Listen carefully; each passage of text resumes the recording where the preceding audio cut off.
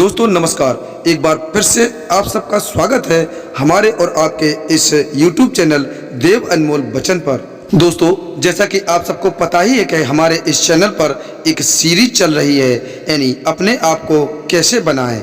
उसी वीडियो की सीरीज में से यानी उसी स्टोरी यानी कहानियों की सीरीज में से आज हम आपके सामने पेश करने वाले हैं कहानी क्रमांक 6 और कहानी क्रमांक 7। तो दोस्तों आप सबसे विनम्र निवेदन है कि बने रहें हमारे इस वीडियो के लास्ट तक और जानें कहानी क्रमांक 6 और कहानी क्रमांक 7 में क्या बताया जा रहा है और इस सब से हमें क्या सीख मिलती है, हमें कमेंट करके जरूर बताएं। तो दोस्तों देर न करते हुए स्टार्ट करते हैं स्टोरी नंबर 6। इस कहानी का टाइटल है राजा और पत्थर।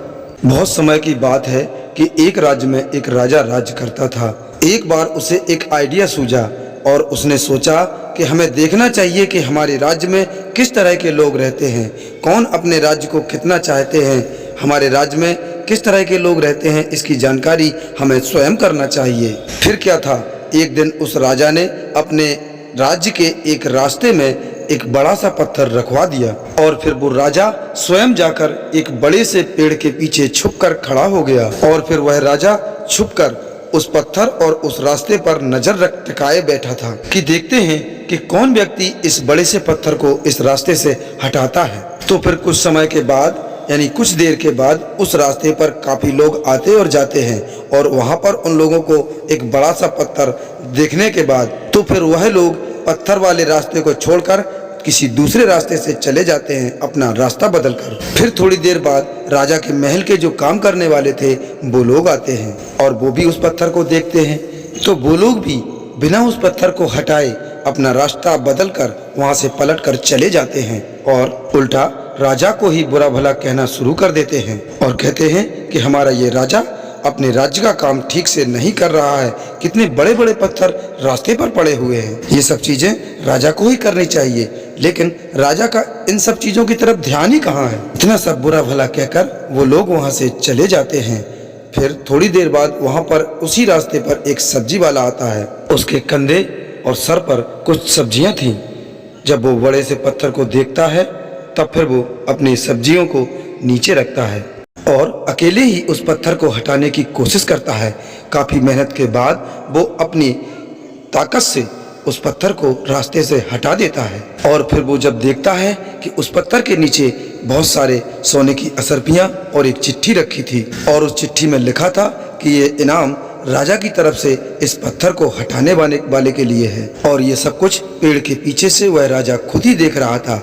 राजा ये सब होने के बाद खुद उस आदमी के पास जाता है और फिर उस आदमी को वो राजा अपने महल का खास आदमी बना लेता है। तो मेरे मित्रों, हमें इस कहानी से ये सीख मिलती है कि हमारे रास्ते में आने वाली परेशानियां, मुश्किलें, रुकावटें हमें बेहतर करने और मुझे आगे बढ़ने का मौका देती हैं। और इसीलिए अगर हमें जिंदगी में कभी ऐसा मौका मिले तो हमें उस मौके को गंवाना नहीं चाहिए। लेकिन आज के युग में काफी लोग ऐसे हैं जो मुश्किलों को सामने देखते ही अपना कदम पीछे हटा लेते हैं। लेकिन जब सब पीछे हट जाएं तो आप सामने आ जाओ, क्योंकि जीत उन्हीं को मिलती है जो परेशानियों और रुकावटों में ही अपनी अपॉर्चुनिटी ढूंढते हैं और जब मौका मिलता है तो वही अपॉर्चुनिटी आपको बेहतर बनाती है। तो दोस्तों अब शुरू होती है हमारी 7वीं कहानी यानी स्टोरी नंबर 7, जिसका टाइटल है एक आलसी। बहुत समय पहले की बात है कि एक गांव में एक आदमी रहा करता था और वो बहुत ही आलसी था और वो कोई भी काम नहीं करता था, एकदम निठल्ला और आवारा था। बस वो हमेशा ऐसे ही मौके की तलाश में रहता था कि कहीं से उसको खाना मिल जाए। एक दिन की बात है कि वो अपने खाने की तलाश में भटक रहा था। खाने की तलाश में चलते चलते उसे एक फलों का बगीचा दिखाई देता है और वो फलों के बगीचे में से फलों को चुराने की सोच ही रहा था कि उसके दिमाग में आया कि बगीचे के अंदर जाकर बहुत सारे फल खाओ और चुरा भी ले चलो। और फिर क्या था, वो व्यक्ति बगीचे के अंदर जाता है और एक पेड़ पर चढ़ जाता है। लेकिन तभी अचानक उस बगीचे का मालिक उस जगह पर आ जाता है और वह बगीचे का मालिक इस आदमी को पेड़ पर चढ़ते हुए देख लेता है। बगीचे का मालिक उस आदमी को चिल्लाते हुए नीचे आने को कहता है, लेकिन ये आलसी व्यक्ति उस बगीचे के मालिक को देखकर डर जाता है और पेड़ से नीचे उतरने के लिए मना कर देता है। तभी उस बगीचे का मालिक बगीचे में अंदर जाकर एक बड़ा सा डंडा लेकर आता है। यह सब देखकर वह आलसी व्यक्ति तुरंत ही पेड़ से नीचे उतरकर भागने लगता है और बगीचे का मालिक उस तक पहुंच पाए उससे पहले वो जंगल की ओर भाग जाता है और जंगल में जाकर वह व्यक्ति छुप जाता है। कुछ समय बाद वो व्यक्ति वहां से निकलता है और जंगल के रास्ते से ही वो अपने गांव की तरफ जा रहा था। तभी रास्ते में उसे एक लोमड़ी दिखती है जो अपने 2 पैरों से अपाहिज थी। उसके 2 पैर टूटे हुए थे और वह जंगल में धीरे धीरे रेंगती हुई चल रही थी। ये सब देखकर आलसी आदमी सोचता है कि ये लोमड़ी अपाहिज होने के बाद भी अब तक इस जंगल में जीवित कैसे है, और जब ये लोमड़ी ढंग से चल भी नहीं सकती तो फिर ये अपने लिए खाने का कैसे इंतजाम करती होगी, और कैसे ये लोमड़ी अपने आप को इस घने जंगल में दूसरे जानवरों से बचाती होगी। आलसी व्यक्ति ये सब उस लोमड़ी को देखकर सोच ही रहा था, तभी अचानक वहाँ पर एक शेर आ जाता है और उस आलसी व्यक्ति ने देखा कि उस शेर के मुंह में एक मांस का टुकड़ा था और वो शेर धीरे धीरे उस अपाहिज लोमड़ी की तरफ बढ़ रहा था। शेर को देखकर वहां पर जितने भी जानवर थे वो सब भाग जाते हैं, लेकिन लोमड़ी वहीं खड़ी रहती है और शेर को देखकर वह आलसी आदमी भी अपनी जान बचाने के लिए एक पेड़ पर चढ़ जाता है। और पेड़ पर चढ़े चढ़े वो आलसी आदमी जो देखता है उसे देखकर वो हैरान हो जाता है। वो देखता है कि जो शेर अपने मुंह में एक मांस का टुकड़ा लिए था वो लोमड़ी के आगे छोड़ देता है और वहां से चला जाता है। फिर वह लोमड़ी उस गोश्त के टुकड़े को खाने लग जाती है। आलसी आदमी ये सब देखकर हैरान हो जाता है और ऊपर वाले यानी भगवान का ये प्लान देखकर वो मन ही मन बहुत प्रसन्न भी होता है। और तभी वह पेड़ पर चढ़ा चढ़ा सोचने लगता है कि ईश्वर के पास सबके लिए कोई ना कोई प्लान होता जरूर है। देखो, इस लोमड़ी के लिए अगर ये प्लान है तो मेरे लिए भी कोई ना कोई प्लान ऊपर वाले ने सोच के रखा होगा। और फिर वो आलसी आदमी एक रोड के साइड में एक बड़ा सा पेड़ देखकर उसके नीचे बैठ जाता है, यह सोचकर कि मेरे लिए भी कोई ना कोई खाना लेकर जरूर आएगा। और वो आलसी आदमी पूरे 2 दिन तक उस जगह पर खाने के इंतजार में बैठा रहता है, लेकिन कोई भी उसे खाना लेकर नहीं आता।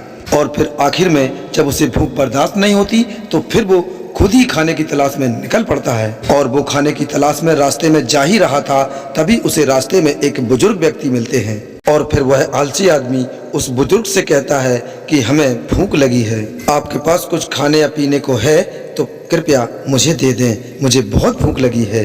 तब वो बुजुर्ग आदमी उसे खाने के लिए कुछ दे देते हैं। फिर वो आलसी आदमी उन बुजुर्ग से कहता है कि मैंने जो कुछ 2 दिन पहले देखा उस पर आप विश्वास नहीं करेंगे, क्योंकि मैंने जंगल में एक अपाहिज लोमड़ी को देखा जिसे खाने के लिए खुद शेर खाना दे रहा था।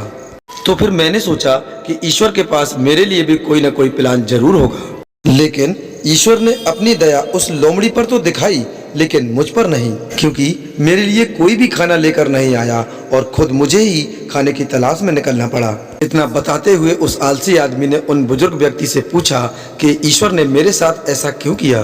तभी मुस्कुराते हुए उन बुजुर्ग व्यक्ति ने उस आलसी आदमी से कहा कि आप सही कह रहे हैं, ईश्वर के पास सभी के लिए कोई ना कोई प्लान जरूर होता है और तुम्हारे लिए भी है, लेकिन तुमने उसे गलत तरीके से समझ लिया, क्योंकि ईश्वर तुम्हें लोमड़ी नहीं बल्कि उस शेर की तरह बनाना चाहता था। तो दोस्तों, हमें इस कहानी से ये सीख मिलती है कि अगर हम अपनी लाइफ को ध्यान से देखें तो हमें ये पता चलेगा कि जिंदगी बहुत सारे सबकों से भरी पड़ी है और हम सबको ये तो पता ही है कि हर एक मोमेंट का एक डीप मीनिंग होता है। उस आलसी आदमी ने उस लोमड़ी को मदद लेते देखा और सोचा कि लोमड़ी सिर्फ बैठी हुई है और वो इंतजार कर रही है कि कब उसके साथ अच्छा होगा, लेकिन वह आलसी आदमी ये भूल रहा था कि वह लोमड़ी उस समय मजबूर थी। लेकिन हम उस लोमड़ी की तरह मजबूर नहीं है, ऊपर वाले ने हमें ताकत दी है अपना काम स्वयं करने की, बिल्कुल उस शेर की तरह है। हमारे पास भी खुद की ताकत और कैपेसिटी है कि हम अपनी सिचुएशन खुद बदल सकें, लेकिन उसके लिए हमें अपने आप में एक्टिव बनना पड़ेगा, तभी हम उस शेर की तरह बन पाएंगे। तो दोस्तों, इतना ही था हमारी आज की सीरीज की स्टोरियों में। आपको हमारी ये स्टोरीज कैसी लगी हमें कमेंट करके जरूर बताएं, और अगर आप हमारे इस चैनल पर नए हैं तो कृपया हमारे इस देव अनमोल बचन चैनल को सब्सक्राइब करें और वीडियो को लाइक करें और शेयर करें, ताकि इसी प्रकार की नॉलेजेबल जानकारियां कहानियों के माध्यम से आप सब तक पहुंच पाएं। तो दोस्तों, मिलते हैं इसी सीरीज के अगली कहानियों में, कहानी नंबर 8 और कहानी नंबर 9 में। तब तक के लिए नमस्कार, अपना ख्याल रखें और हमेशा मुस्कुराते रहें। जय हिंद।